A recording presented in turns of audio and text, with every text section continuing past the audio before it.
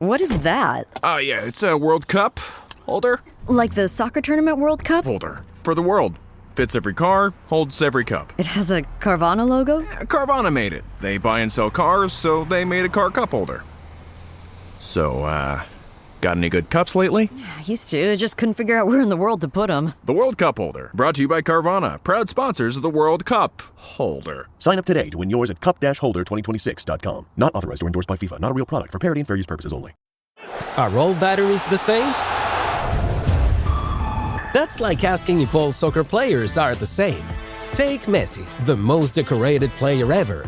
Is there any other player who has achieved that? No, just him. Now take Duracell. Is there any other battery with power boost ingredients inside? No, just Duracell. Remember, goats only trust goats because they're built different. And Messi only trusts Duracell. Blowing ad budget on metrics that look great till the CFO sees them. That's bull spend. And marketers are calling it out in Dashboard Confessions. I remember telling my boss, it'll be good for the brand, when leads were slow. Yeah, it wasn't. Cut the bull spend. LinkedIn lets you target by company, job title, and more. Advertise on LinkedIn. Spend $250 on your first campaign and get a $250 credit. Go to linkedin.com/campaign. Terms and conditions apply. Marvel Television's Wonder Man, an 8-episode series, now streaming on Disney+. A superhero remake, not exactly what we'd expect from an Oscar-winning director. Action! Simon Williams, audition for Wonder Man. I'm gonna need you to sign this, assuming you don't have superpowers. I'll never work again if anyone found out. My lips are sealed. Marvel Television's Wonder Man. All 8 episodes now streaming, only on Disney+. I'm Richard Serrett. Join me on Strange Planet for in-depth conversations with the world's top paranormal investigators, alien abductees, Bigfoot trackers, monster hunters, time travelers, and more. The handler one day told her this whole thing about how they've been terraforming on Mars and they're building a colony and they're recruiting specific people of specific bloodlines and specific talents and skill sets to go onto the planet. On Richard Serrett's Strange Planet, we're redefining reality. Listen now wherever you get your podcasts. The comments made by Amin Elhassan are made by him and him himself and nobody else, and not indicative of Basketball Illuminati, Tom Haberstroh, Anthony Mays, or any guest incorporated. Here's my hot take. LeBron should keep the gray beard. Says a man with a gray beard. Yeah. I think the aura, as the kids say, increases by like 10x when LeBron is got a gray beard and doing this to like Cuttino Mobley when he was running pickup games and just killing dudes, and he had this giant gray beard. It was hilarious, and it's almost Uncle Drew-esque what he's got going on. But he refuses to go with the gray beard. I think he's losing a lot of points there.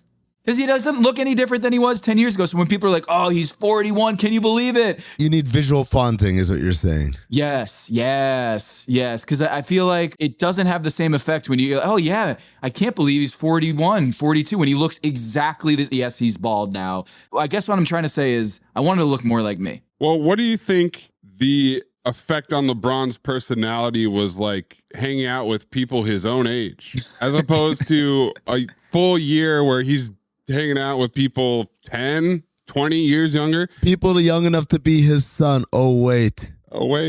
Yeah. Because I thought the Cavs 2016 championship vacation, LeBron was having a lot of fun. That much was clear. Oh, yeah. And it's Uncle LeBron with the gray beard, but also he's with Pierce. Yeah. I did enjoy seeing Richard Jefferson there, who must have booked a last-minute ticket. That's the first time anyone has ever said that. I did enjoy seeing Richard Jefferson there.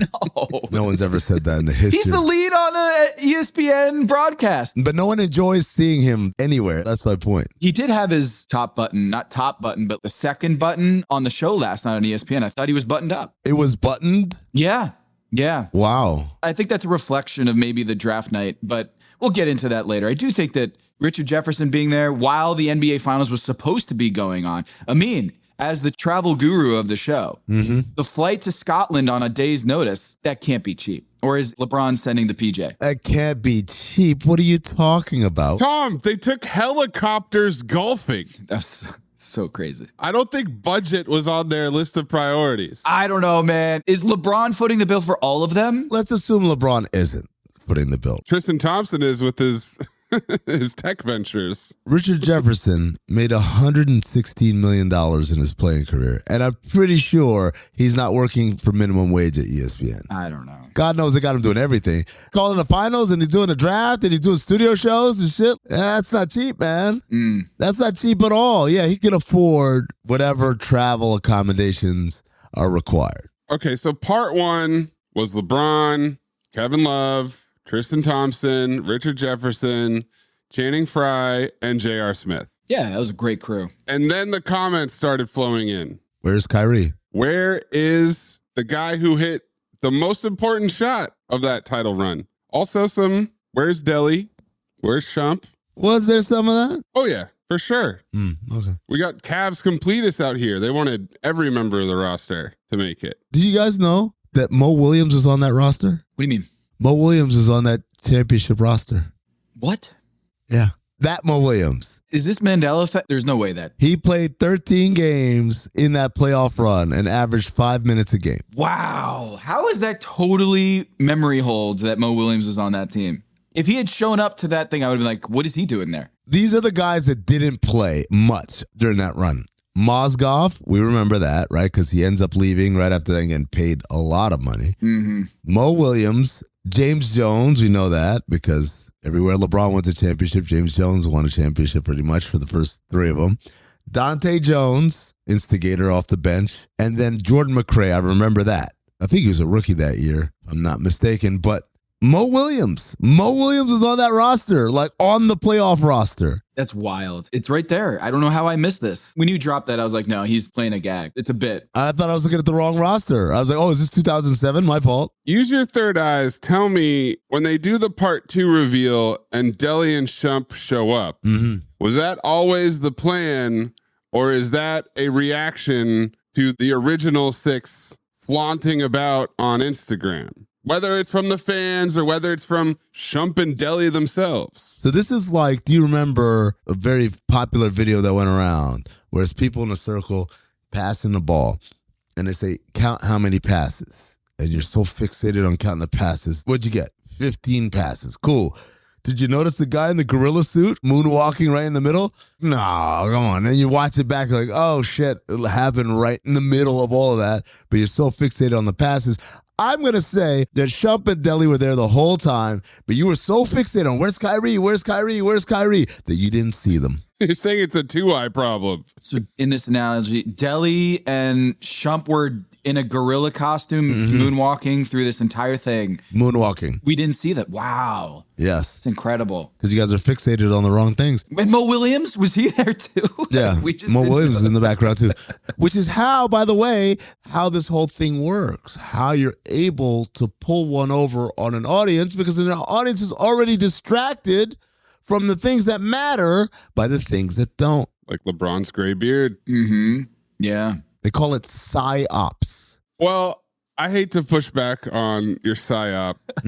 Delhi was brought in as a prop. That guy has not talked to those guys in a few years, it seemed like.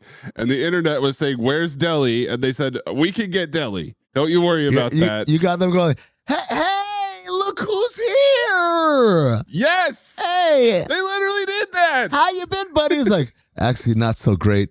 I lost my house in the divorce. I got a concussion playing in Australia last year. Oh, you're still playing in Australia? I had no idea. The Mo Williams of Australia.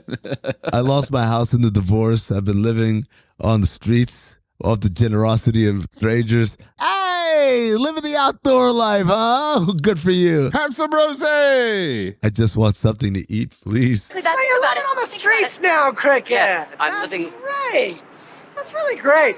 Actually, it's the opposite of great, Charlie. It's one of the darkest times of my life. Is it? That makes sense. Yes. Well, but the good thing is that you must know a lot of drug addicts. Well, yes, I was actually attacked by a couple last night. Almost got stabbed. Did you really? Did you really? But Kyrie did not get roped in. And he did have a comment. Did he? And much in Kyrie fashion, he did it via live stream. Me and my teammates, me and my brothers who played on the Cavs, bro, We are good. We are more than good. It's all love. And when I get back to the States, I'm gonna pop in with them, we're gonna chop it up, we're gonna have a great time. All right? And we're gonna leave it at that. Because the immaturity behind using media to spin narratives, psychotic, bro. Psychotic. You gotta understand, I've been in this media storm for about 10 years, 11 years. I mean, and it's okay. It's not meant to be understood. That's how people make money too, right? Fair criticism is cool. Harsh criticism, hey man, by all means, y'all got it. When you start coming at who people are as people and you don't know who they are, when you start coming at individuals and you don't know who they are, and you start assuming and you start going based off of who people are from others, it never works out. But when you're in a public position like I'm in, you gotta be okay with it. People are gonna say whatever they want, do whatever they want. It's life.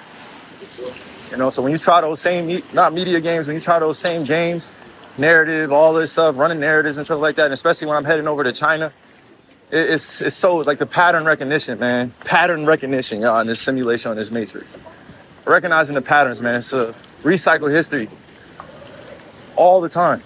Shit, replaying. That's why when they said this joint is a simulation, I was like, oh, I might have to look into that. You know, but I'm just trying to put y'all on game, though.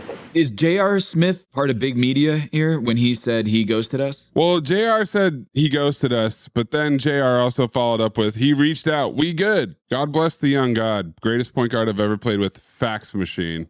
He reached out after the initial ghosting. After he didn't reach out, yeah. But he was always there on a spiritual plane. Kyrie's everywhere when you need him. He's always with us. My assignment. Uncover why the association inspires more conspiracy theories in volume and salience than any other U.S. sport. You've heard of the Illuminati. The truth is out there, but so are lies. Your eyes can deceive you. Don't trust them. The NBA has always been controlled by about 8 people. Denial is the most predictable of all human responses. If you're only using 10% of your brain, you don't even know that you're using 10% of your brain. The NBA Illuminati. If coincidences are just coincidences, why do they feel so contrived? The Illuminati. But you start to follow the money, and you don't know where the f*** it's going to take you. It is unspoken. They have influence among other players. The NBA Illuminati. I don't have time for your convenient ignorance. Maybe I'm a conspiracist now as well. That's all it took. Oh, we got books, we got schools. You saw a video on YouTube. Why am I eyes, sir? You've never used them before. We are the basketball Illuminati.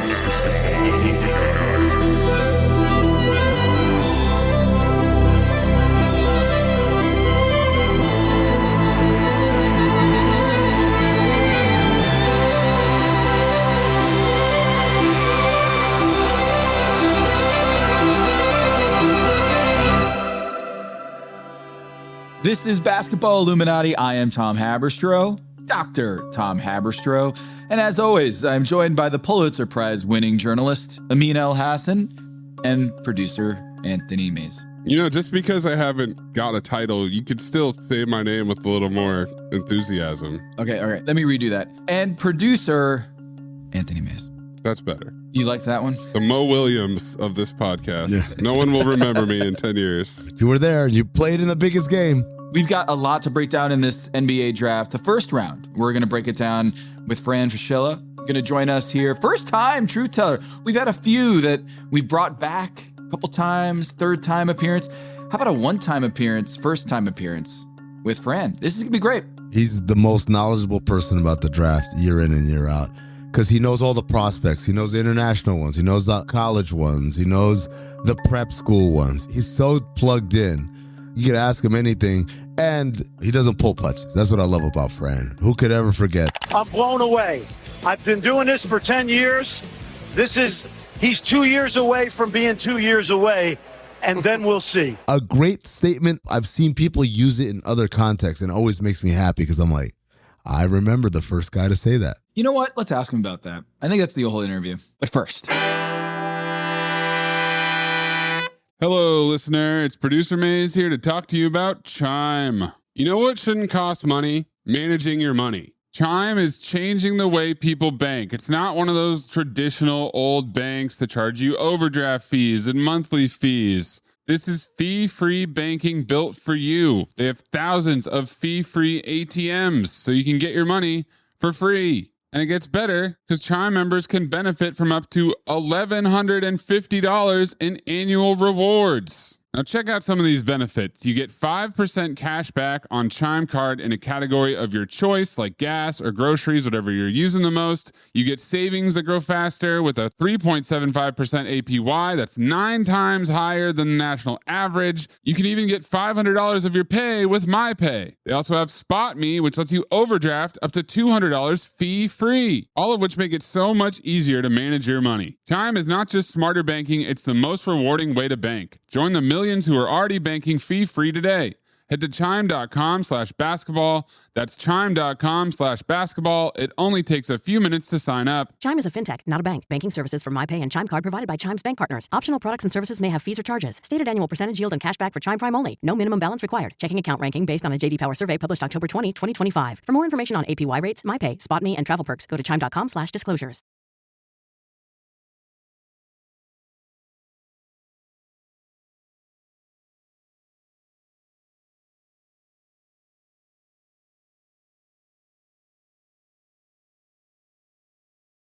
Listener, you've got places to be. Let's say your hair's thinning up top. You have time to go to Turkey and sit in a waiting room for some hair loss treatment? Of course not.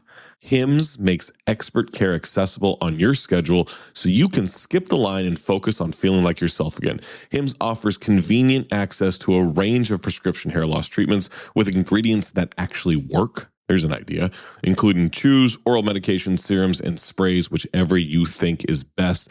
Doctor-trusted ingredients like finasteride and minoxidil can stop further hair loss and regrow hair in as little as 3 to 6 months. You shouldn't have to go out of your way to feel like yourself.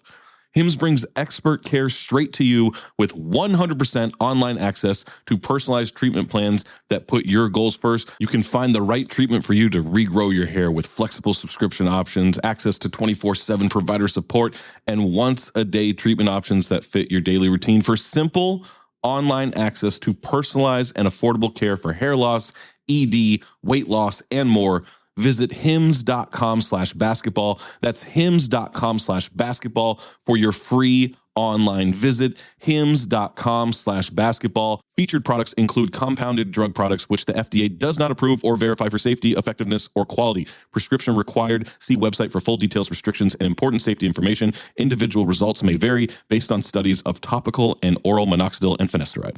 Do you play Dungeons & Dragons? Baldur's Gate? Board games? Card games? Video games? We do too. Hello, halflings! We are 3 Black Halflings, a laid-back podcast about diversity in D&D, games, and pop culture. From kickbacks about current events in the media we love, to interviews with some of the biggest names in the space. High-quality actual plays from D&D to Daggerheart. Join us in the Shire over at 3 Black Halflings, available wherever you listen to podcasts. Fear is the virus is trending on TikTok. Vaccines are poison.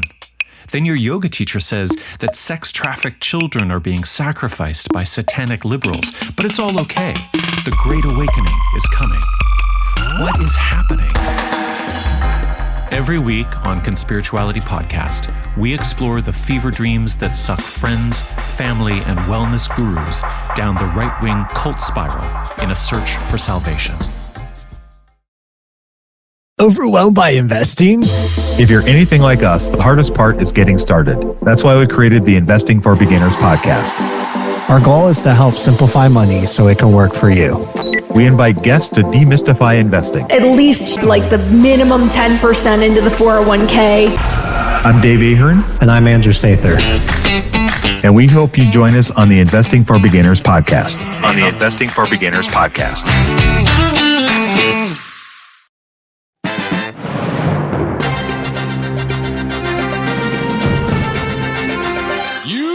Listening to The Agenda with Amin, Elhassan, and Tom Haberstroh.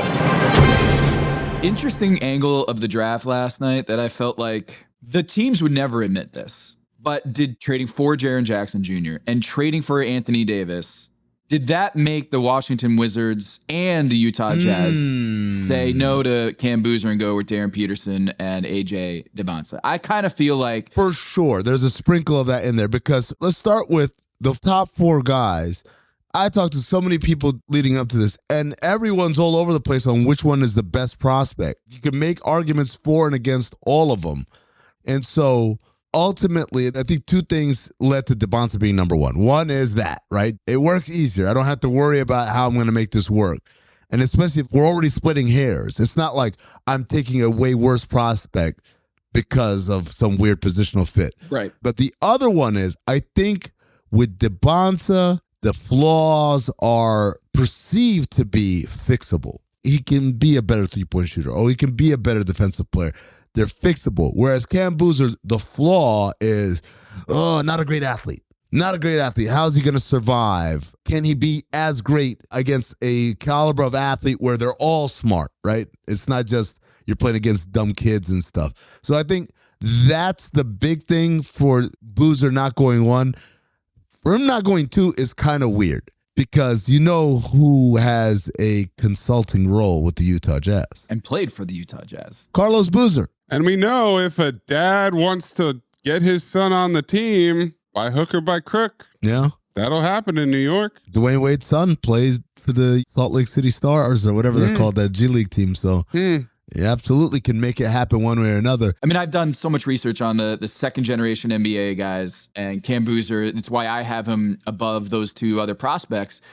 But I just feel like the Jaren Jackson Jr. element that they traded a lot to go get that guy. And then you draft Cam, it feels like not a great fit. And especially with Trae Young in Washington, I'm like, man, everyone keeps saying, oh, AJ with the ball in his hands, bucket getter.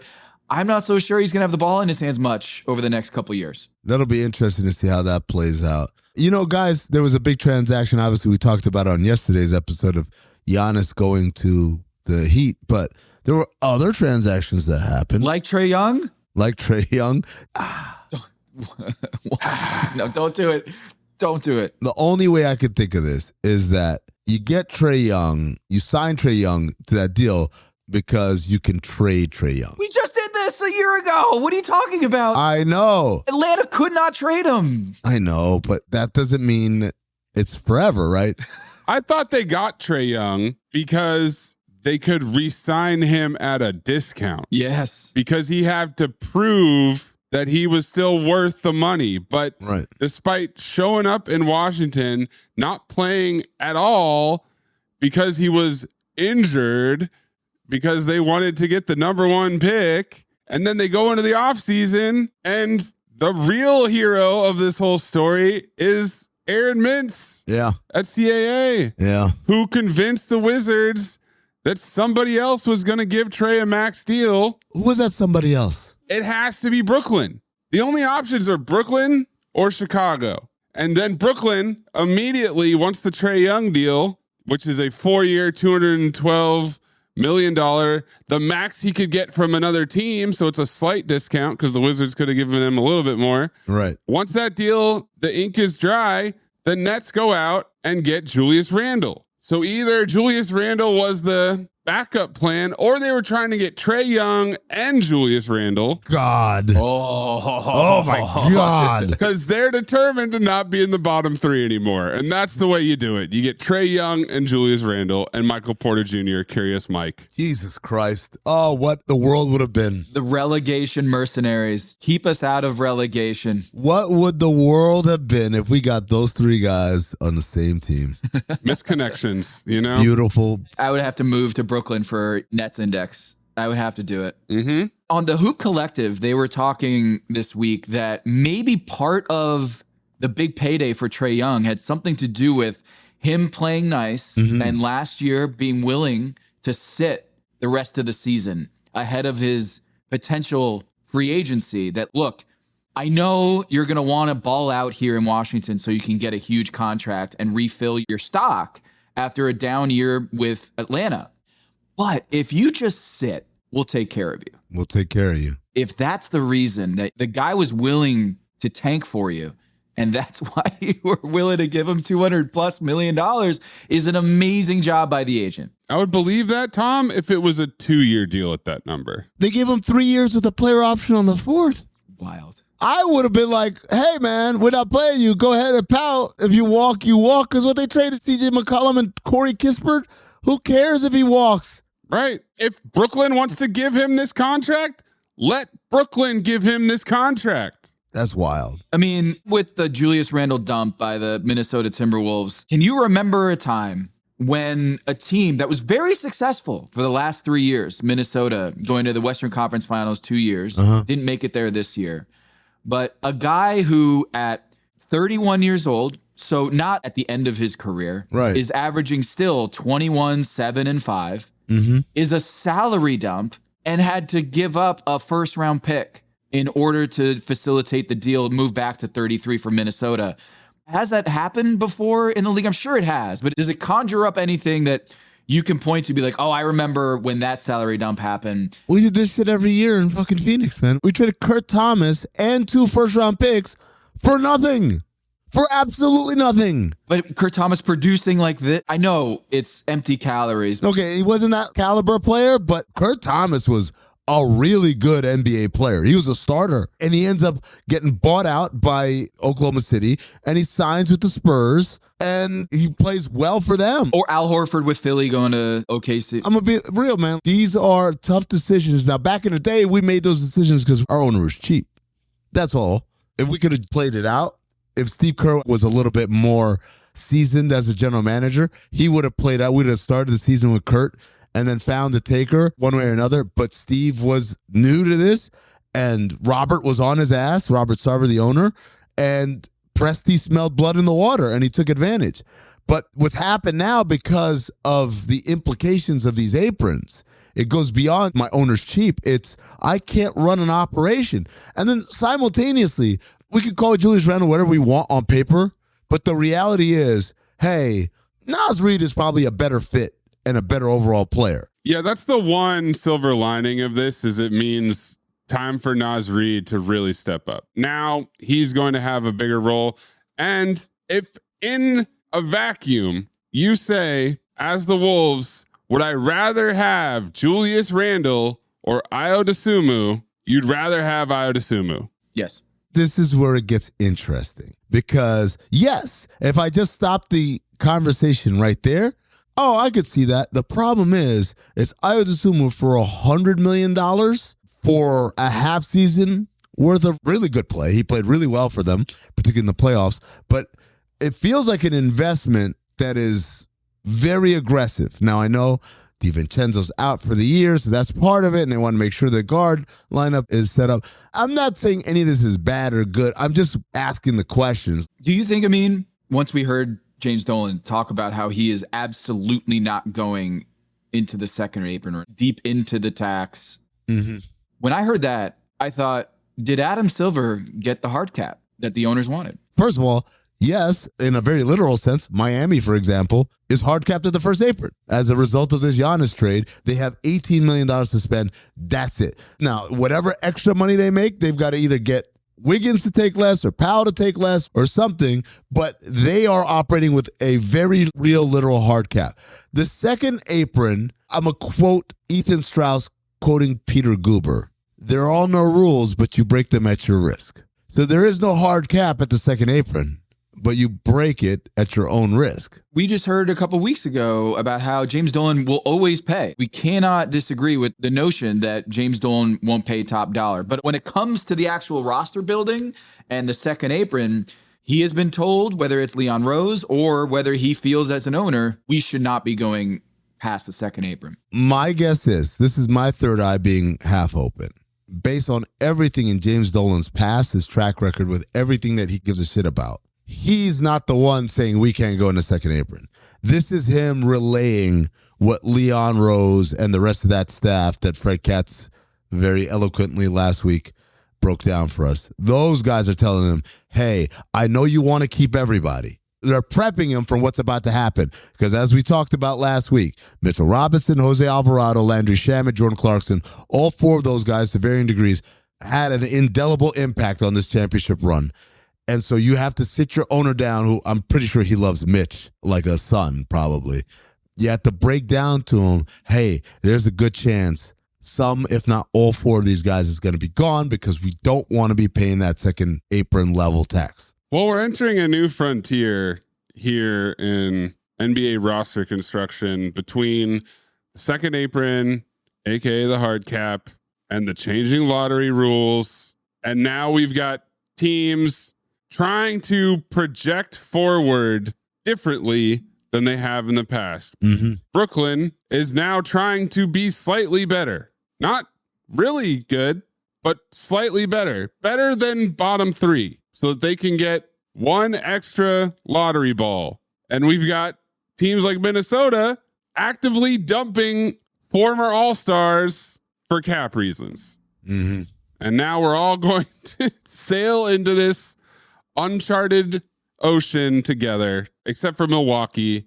We'll see you in 2031. The interesting thing for me is OKC, because for years they've been the predator. 3 steps ahead. Oh, you have money problems? I can help you out. It's going to run you. They've been the loan sharks of the NBA, basically.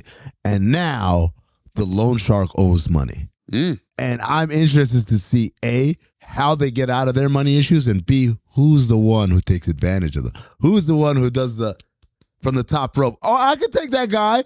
Now, the first move they did, I thought they skated.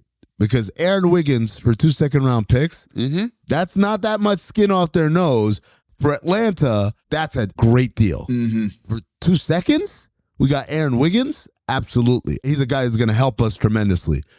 But there are going to be more of those transactions coming. I can't believe they got Mara. I can't believe they got Mara on draft night. And they didn't have to do anything to do it. I thought they would have to trade up to go get him, and it just fell in their lap. And I'm sitting there like Jesse Pinkman in Breaking Bad. He can't get away with this. Is that they got the Isaiah Hartenstein replacement. Oh, we're going to talk to Fran Fraschilla about this, but I just realized a question I want to ask that I forgot to ask him, which is, if you're another team, would you go after Thomas Sorber? Because that's the guy now. His salary is... He's at $5 million, and Topic is at 5.4. I think those 2 guys right there, right? Because the other guy they got was Sturtz from Iowa. I kind of like that for them. Ball handling's an issue? You need another shooter? Call it the white kid from Iowa.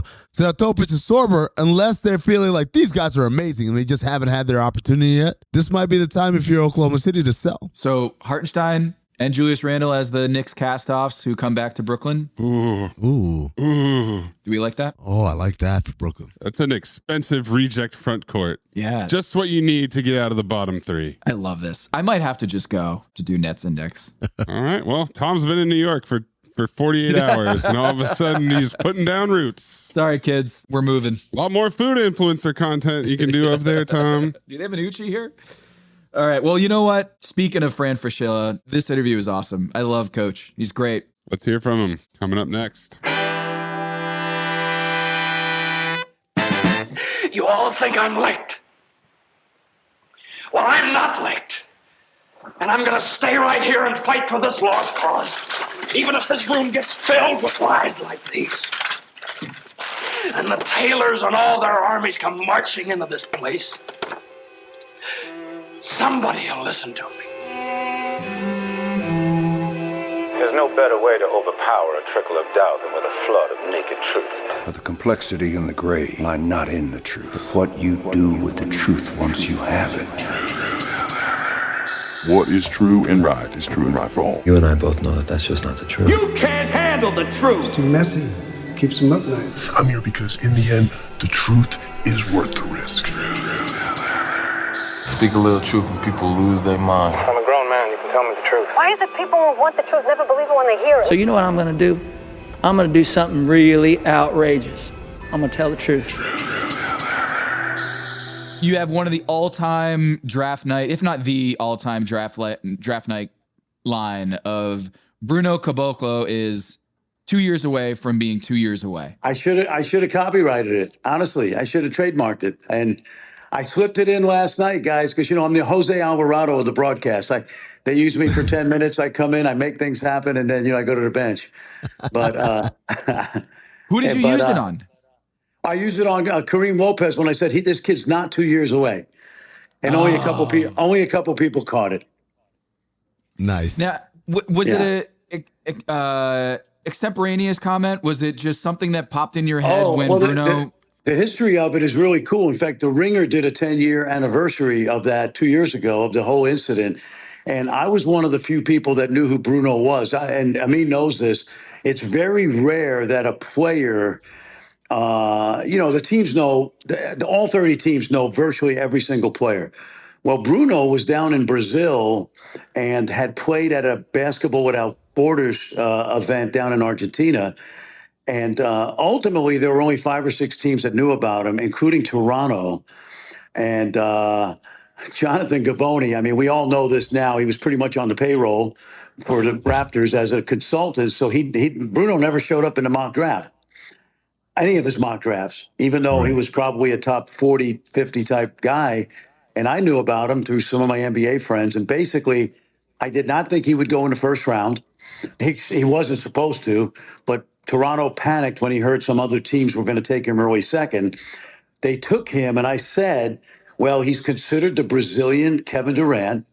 In America, he would be a top 50 recruit. I ran out of things to say.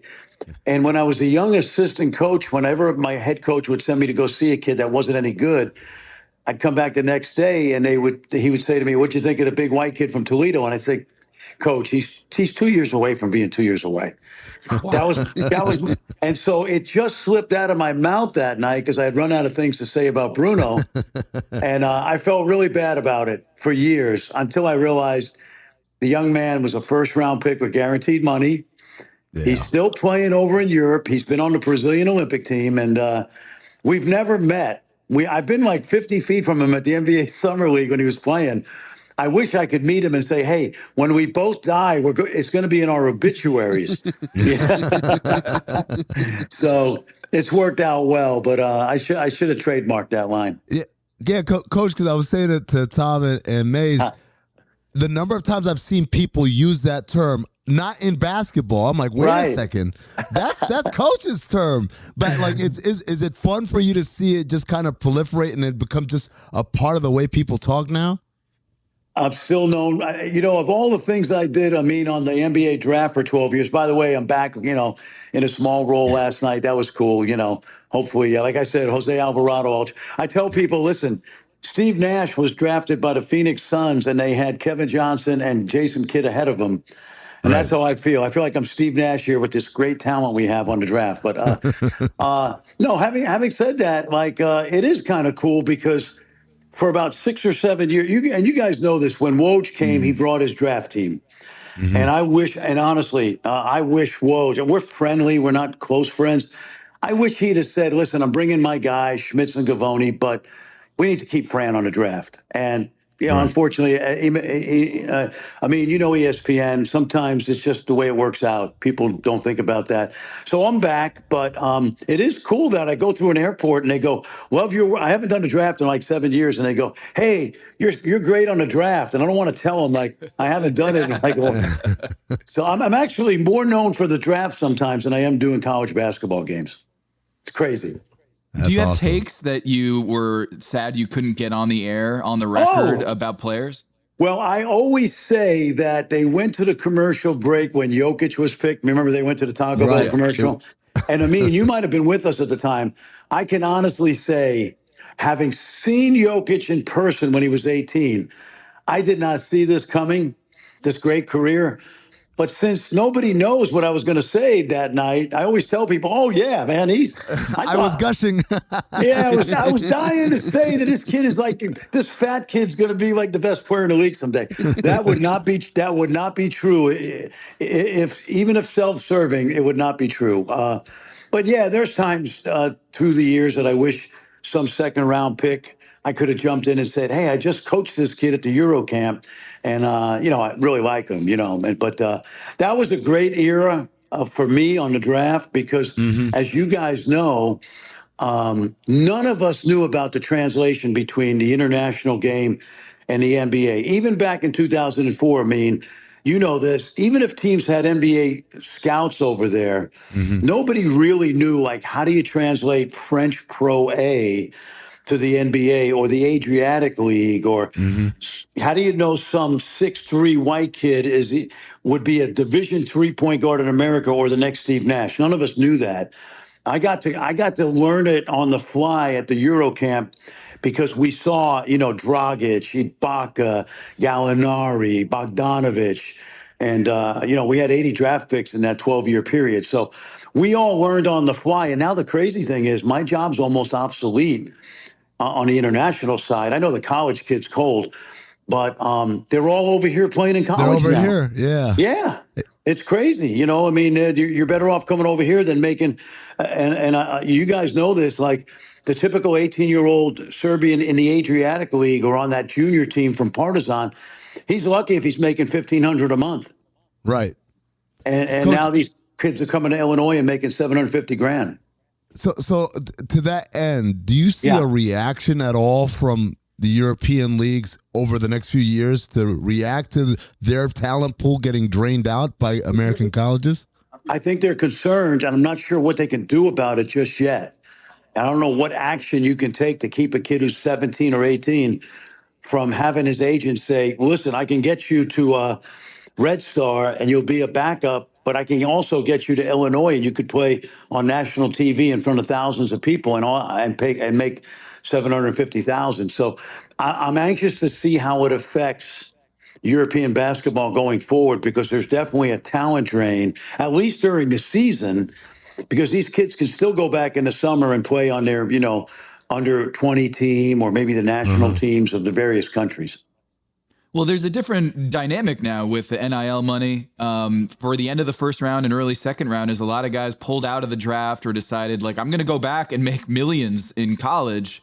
But there was one guy, Isaiah Evans, who stayed in this draft and was not drafted in the first round. What was your reaction to seeing Isaiah Evans, who I feel like at Duke was one of the best pure shooters in the country, and still was not picked in the first round? Well, if I was grading guys, if I was working in like the Phoenix Suns draft room, I would have had a first round grade on the kid.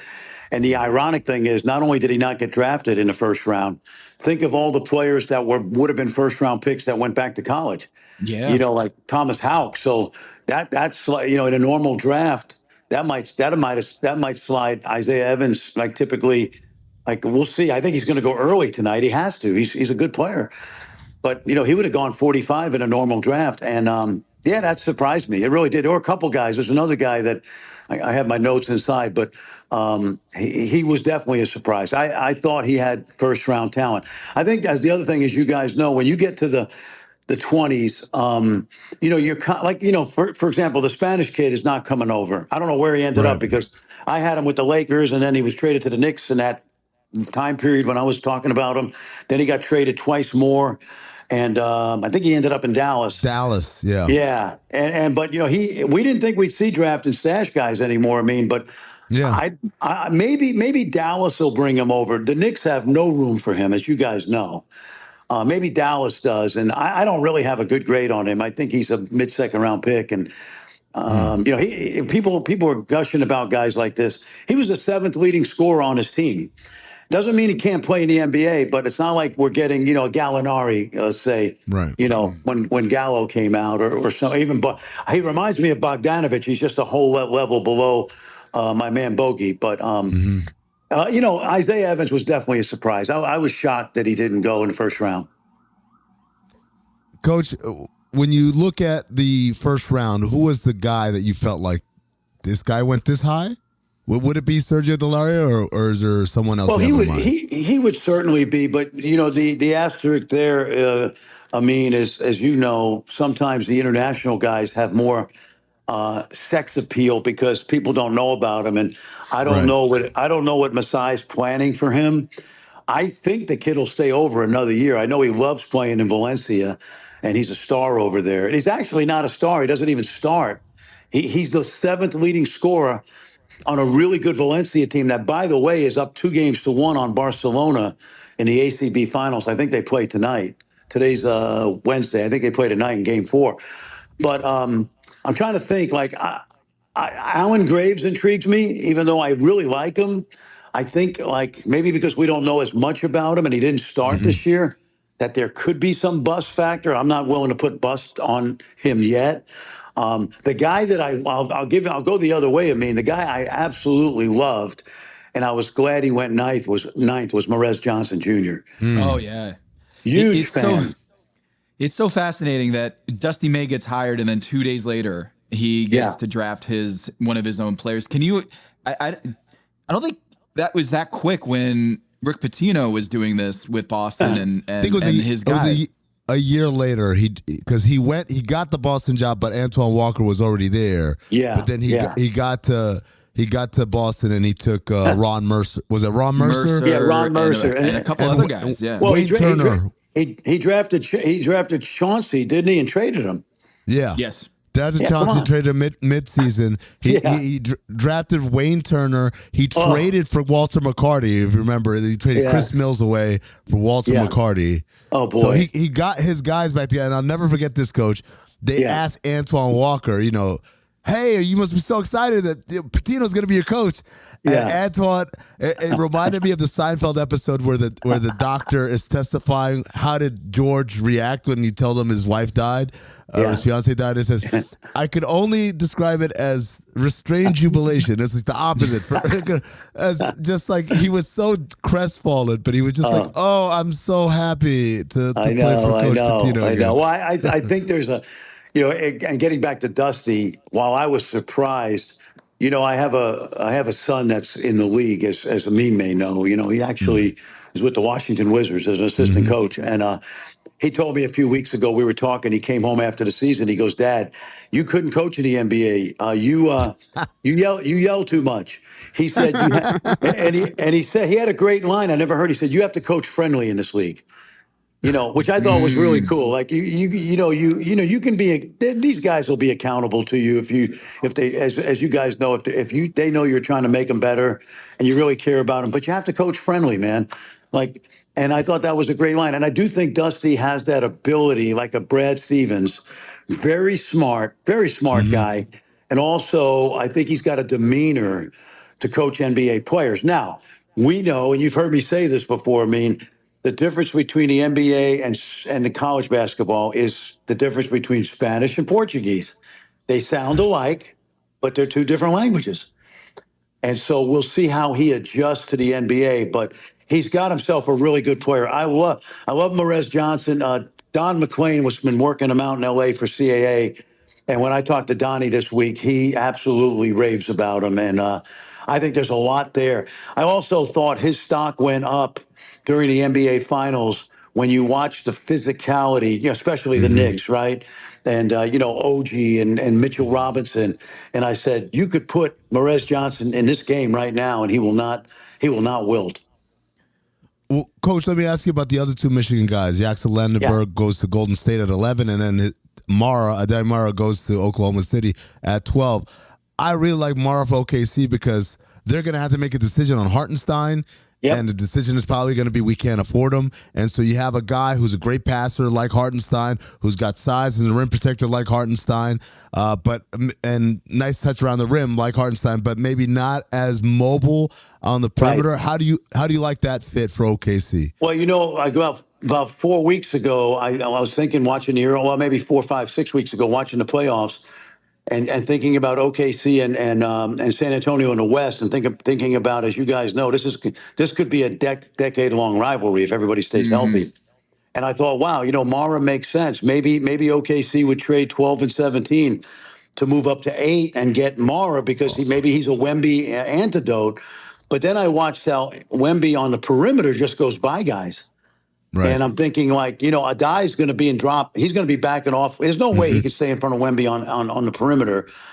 But I trust Sam Presti that they have a plan for Mara, not necessarily to combat Wemby, because I think OG Anunoby did a good job of combating Wemby, and Alex Caruso did a good job of defending him. But they must know something about Mara and how he's going to fit in with this team for the decade to come, to be able to, to take him. So I'm confident they have a game plan, but I don't think it's necessarily to combat Wemby, Yeah, I'm with you on that. In a 7-game series, let's put it that way.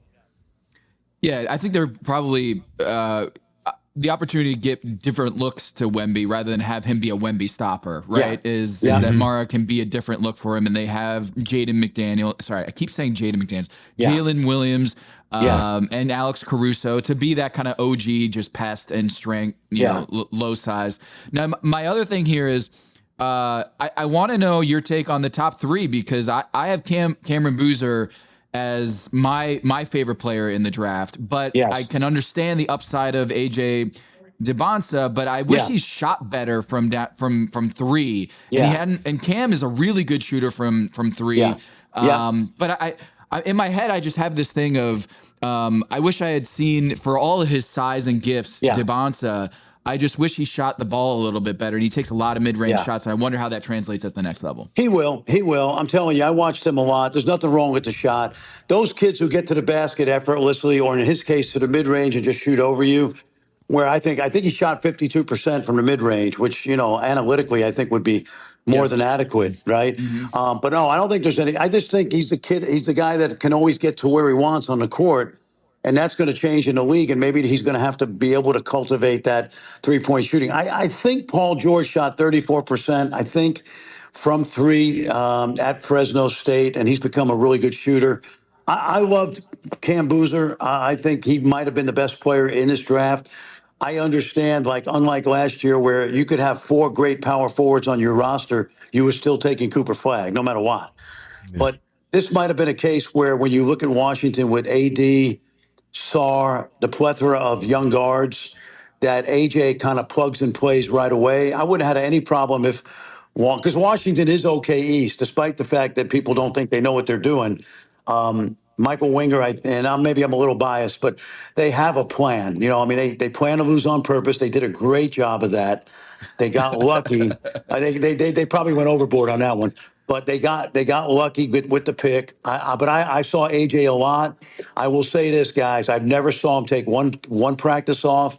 He certainly played his butt off in the games. Down 20 against Clemson in the Garden at the half, came back and willed that team to a win. Almost willed them to a win in Boston over UConn. You know, led the country in scoring. Can his defense get better? Yes. But as I always say, guys, I coached for 23 years. It's so much harder to find a guy that can put the ball in the basket. I could teach guys to play defense. You know, like they were crushing Darius Acuff. Give me Darius Acuff by the way, we used to tell our guys in college, if you're close, don't foul the guy. You're going to give up a basket, but you're going to get us 10 points for the one foul that gives you your second or third foul. We got to sit you down. So all these guys who allegedly are not good defenders will become out. In my mind, they'll become serviceable. Hey, if you don't mind, give me one more question, and I got to hit a production meeting. Sure thing. Then I'm going to go with Yaxel Lendeberg. Yeah. Speaking of defense, his ability to be a versatile defensive player and also a pretty good passer and on offense, kind of Draymond-esque. Do you see him developing into that kind of player, maybe with a better offensive upside? Well, it looks that way, and it doesn't. You know, that was the logical place, Golden State, because the window's still cracked open a little, and they're getting a guy that's going to turn 24 in September, and has markedly improved, and maybe has more improvement. I really like it. Now, if you ask me, depending on where your team is, I'm taking Nate Ament at 19 years old if I'm Milwaukee because we're rebuilding. I'm taking Lendeborg if I'm Golden State because we still have, Draymond and hopefully Jimmy Butler at some point, and obviously Steph. And, you kind of plug and play Yaks with the idea that maybe eventually he's going to replace Draymond as Draymond winds down, this crazy good career. Well, Coach, I will make note of this on your way out, that in 2014 in the NBA draft, it was the Jokic draft and the Bruno draft. So what an epic Fran Fraschilla night that was. So I remember Tim Connolly saying, if we thought Nikola Jokic was that good, we would have drafted him instead of Jusuf Nurkic. Just remember, do you guys, have you heard of the Hollywood producer, William Goldman? He was the GOAT, Butch Cassidy and the Sundance Kid, bunch of great movies. He had a movie come out one time and they asked him, the GOAT now, what do you think of this movie? He goes, nobody knows anything. And his point, if we all knew what we were doing, then why did Jalen go 33rd? Tyrese Maxey, you guys know this is so inexact, and so much of it is what's in a kid's heart and how bad he wants to be an NBA player. And, we always say this. I mean, you lived it. Some guys want to be in the NBA and some guys want to be NBA players, and there's a difference. Yeah. Love it. Absolutely. Coach, thanks a lot for joining us. We really glad we appreciate could do the time. it. So I'm glad I got to stop him and stand around and got some good reception.